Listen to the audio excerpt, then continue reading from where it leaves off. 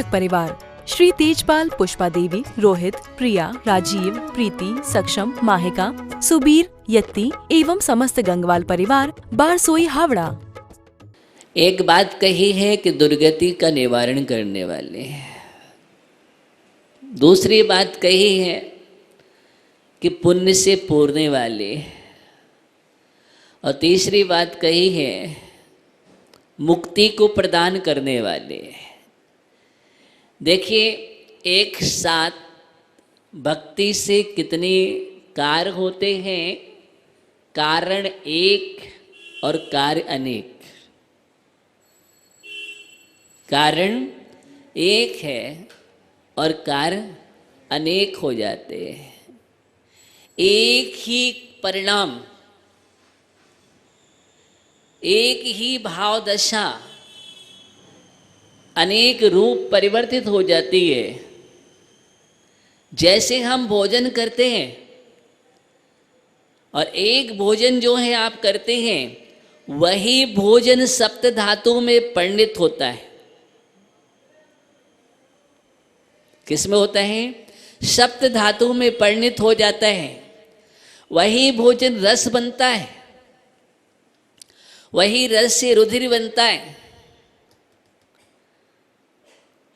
वही मांस, मज्जा, मेदा, वीर आदि धातु में परिणित होता है। कौन सा भोजन? जो हमने भोजन किया है वह सात धातु में परिणित हो जाता है ज्ञानियों।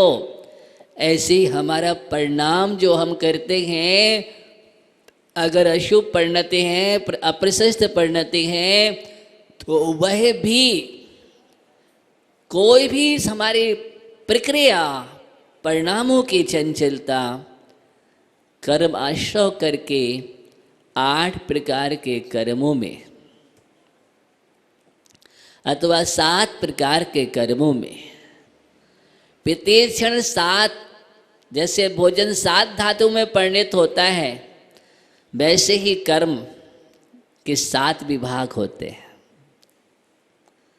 और वह भी कर्म द्रव्य बंध होने के बाद 7 कर्मों में विभाजित हो जाता है। एक समय कर्म प्रबद्ध बंद करते हैं, और वह समय प्रबद्ध बंद जो है, वही इसका जो बंटवारा होता है। जब हम कर्म सिद्धांत पढ़ेंगे, गौमर्स और कर्मकांड आदि ग्रंथों का अध्ययन करेंगे, तो वहाँ पर लिखा है कि वह 7 कर्मों में इसका द्रव्य बढ़ जाता है, अथवा आयु बंध के काल में 8 में, क्योंकि आयु बंध हर समय नहीं होता है। तो आयु बंध के काल में 8 और शेष में 7 प्रकार का परिणमन कर जाता है। तुम्हें बतला रहा था भावों की दशा। देखिए, एक भक्ति के परिणाम, किसके परिणाम है? भक्ति के परिणाम है। भगवान के समक्ष हम भगवान की आराधना कर रहे हैं, अपने परिणामों की विशुद्धि कर रहे हैं। उस विशुद्धि के माध्यम से पुण्य वर्णाएं आएंगी ही, उसको कोई रोक नहीं सकता है। बिन बुलाए आएंगे। आप भक्ति करेंगे तो पुण्य वर्णाएं बिन बुलाई मेहमान की तरह आएंगी, क्योंकि वो आपका स्वागत करने के लिए तत्पर रहते हैं। और उस विशुद्धि के प्रकाश में पाप का अंधकार ठहरेगा नहीं, क्योंकि दोनों एक साथ तो होते नहीं है कि प्रकाश भी बना रहे, प्रकाश चंद जी, और अंधकार भी बना रहे। शंकरलाल जी, ऐसा होता है क्या? नहीं होता है। तो एक साथ दोनों नहीं हो सकते। आप तो दोनों बैठ सकते हो, वहाँ की बात कर रहा हूँ। तो प्रकाश और अंधकार एक साथ नहीं रह सकते हैं। तो विशुद्धि से दूसरा काम क्या हुआ? पाप का अंधकार दूर हो जाता है। और उस विशुद्धि के प्रभाव से पाप परमाणु आते भी नहीं है, क्योंकि अंधकार से डरते हैं, तो सामना नहीं करेंगे, तो नवीन कर्म आश्रव नहीं होता है पाप प्रगतियों का। इसलिए सातिशय पुण्य का आगमन पाप प्रगतियों का बहिर्गमन और आते हुए पापों का शंबर, असंग पूर्वबद्ध बंधी हुई प्रगतियों में निर्जरा, असंख्यात गुणी निर्जरा, परिणामों में पवित्रता और इन परिणामों की पवित्रता से मुक्ति श्री का परंपरागत लाभ। सुनील भैया ज्ञानी, इतने सारे लाभ होते हैं, किससे होते हैं? भक्ति का सिद्धांतिक लाभ बता रहा हूँ आपको। दोनों हो गए, अध्यात्म का लाभ भी हो गया, सिद्धांत का भी हो गया। और इन सब के माध्यम से जब पुण्य वर्णाएं आएंगी, सातिशय होगा, तो आपके जीवन में अतिशय होगा। आप जो चाहते हैं ना, उस संसार के वैभव संपदाएं अपने आप आपके चरणों में आ जाएंगे। ये आपका व्यवहारिक लाभ हो गया। तो आध्यात्मिक लाभ, व्यवहारिक लाभ, सिद्धांतिक, सब प्रकार का लाभ होता है किसमें? भगवान की भक्ति करने में, आराधना करने में। यही कारण है कितने बड़े बड़े आचार्य अध्यात्म के, चाहे आचार्य कुंदकुंद स्वामी को उठा करके देखो, उठाकर मतलब उनके ग्रंथों को, चाहे आचार्य पूज्यपाद स्वामी को देखो, धबलाकार सिद्धांत आचार्य वीरसेन स्वामी, महान सिद्धांत के ज्ञाता। आप जब ग्रंथों को पढ़ेंगे तो आचार्य भगवान, चाहे समंतभद्र स्वामी की बात करो, सभी ने भक्ति की चर्चा की है, सभी ने भक्ति की महिमा को बतलाया है। जब हम 16 करण भावना की बात करते हैं तो वहाँ पर अरहत भक्ति 16 कारण भावना में समाविष्ट है। तीर्थंकर प्रगति के वर्णन में कारण है। आचार्य कुंदकुंद स्वामी कहते हैं सम्मिक्त में कारण है। उन्होंने तो कह दिया अरिहंते सोय भक्ति, अरिहंत भगवान की शुभ भक्ति होना ही सम्मिक्त है, कारण में कार्य का उपचार करते हैं। आचार्य पूज्यपाद स्वामी कहते हैं कि भक्ति मुक्ति दायिनी है। आचार्य बारीब सुन सकते हैं, कहते हैं जिन भक्ति सती मुक्ति, भक्ति नियम से मुक्ति का हेतु है। जन्म में बेल की संतति को नष्ट करने वाले, परंपरा को नष्ट करने वाले, जड़ से उखाड़ने वाली अगर कोई चीज है तो वो भक्ति है। मिथ्यात रूपी पर्वत का खंड खंड करने वाली अगर कोई चीज है तो वो भक्ति है। असंख्यात गुणी कर्मों के निर्जना का अगर हेतु है तो भक्ति है। आंतरिक पवित्रता का अगर कारण है तो भक्ति है।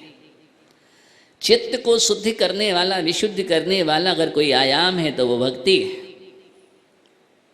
सांसारिक उपलब्धियों का कारण भक्ति, चाहे इंद्र पद हो, सम्राट पद हो, चक्रवर्ती पद हो, इन सब के लिए प्रारंभिक हेतु भक्ति है।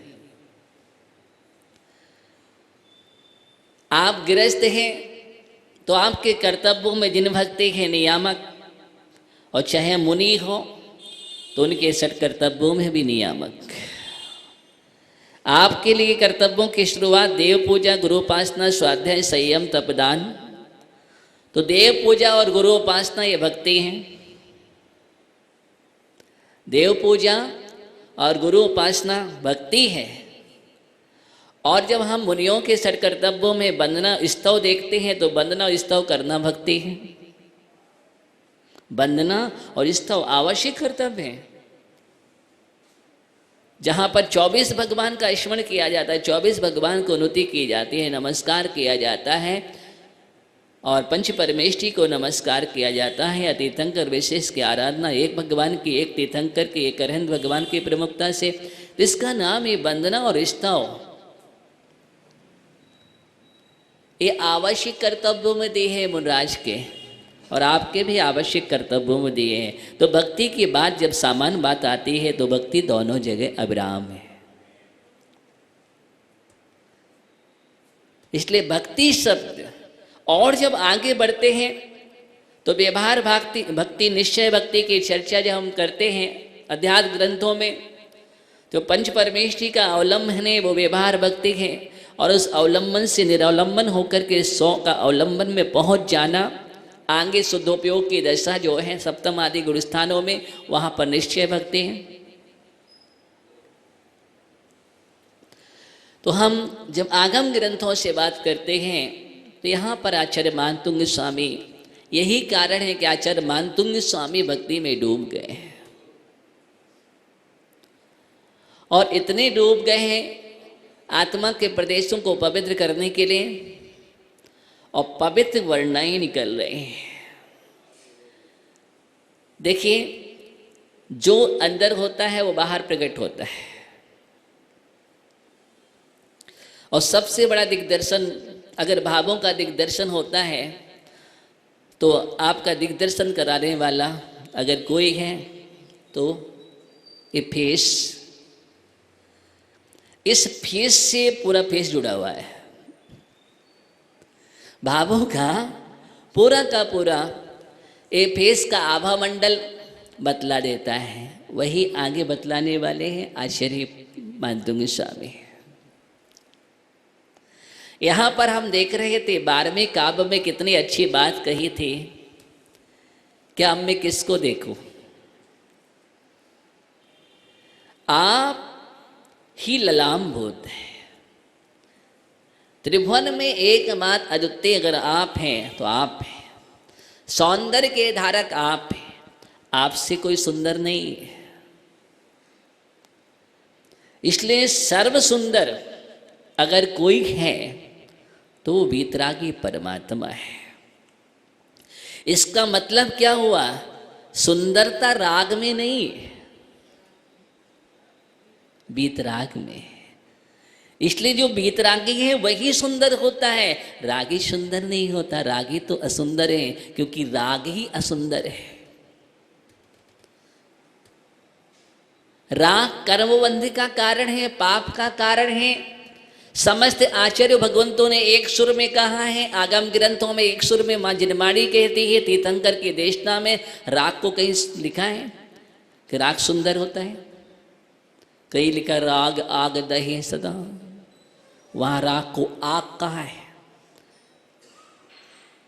दहे जलाती है, राग की आग कर्मबद्ध को लाती है, गुणों को खाक करती है, संसार में डुबाती है। तब उस राग को तो सुंदर कहा नहीं जाएगा। इसलिए राग कहीं भी तीनों लोकों में सुंदर नहीं है। अगर सुंदर है तो वीतराग है। इसलिए यहां पर ये बतलाने जा रहे हैं, जो वीतरागता को धारण कर लेता है उसके पास परमाणु भी वीतरागी आते हैं। क्या आते हैं? परमाणु भी। उनका आगमन 9 कर्म वर्णाएं जिसको हम बोलते हैं, वो 9 कर्म वर्णा भी उनके पास सुंदर सुंदर आती, असुंदर नहीं। लोक में जितनी सुंदर वर्णाएं थी वो सब वर्णाओं ने मिलकर के आपके देह का निर्माण किया है। और भक्ति में परमाणु उतने ही थे। क्यों? क्योंकि वो परमाणु वीतरागी परमात्मा की देह को ही तैयार करते हैं और किसी देह को तैयार नहीं करते। इसलिए परमाणु उतने ही थे। परमोदरिक शरीर, बाकी तो सब संसारी औदरिक शरीर वाले हैं। कैसे हैं? औदरिक शरीर वाले हैं। आप ही परम उदरिक शरीर, और परम उदरिक शरीर की वर्णाएं अलग होती हैं, एक विशिष्ट होती हैं, अलग क्वालिटी की होती हैं। वो परमाणु वही पहुंचते हैं। आप चाहे आपके पास आ जाए, नहीं आएंगे। आपके देह में निमित्त बन जाए, नहीं बनेंगे।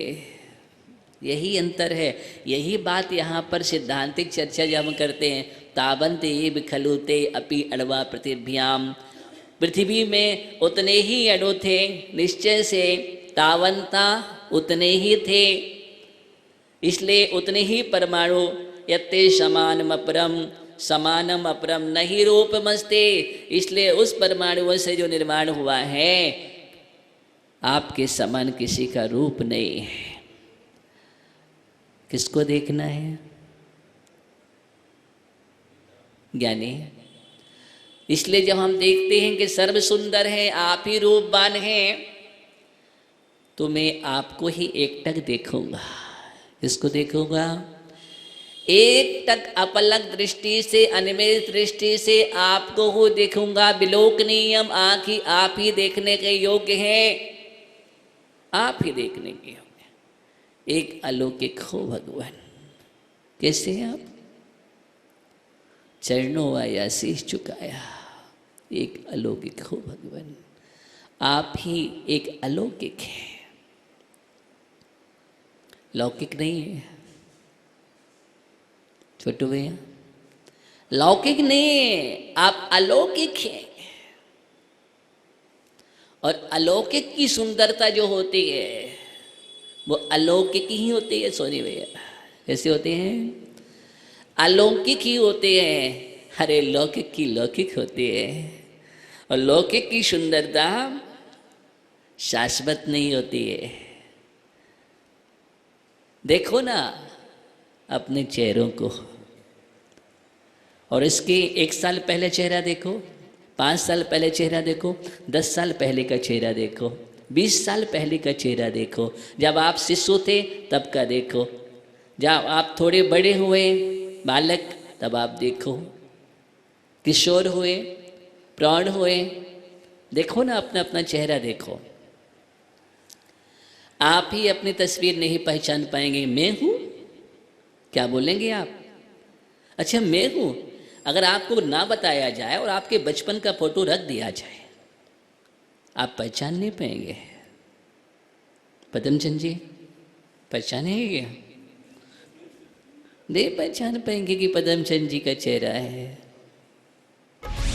पुण्यार्चक परिवार श्री तेजपाल, पुष्पा देवी, रोहित, प्रिया, राजीव, प्रीति, सक्षम, माहिका, सुबीर, यत्ती एवं समस्त गंगवाल परिवार, बारसोई, हावड़ा।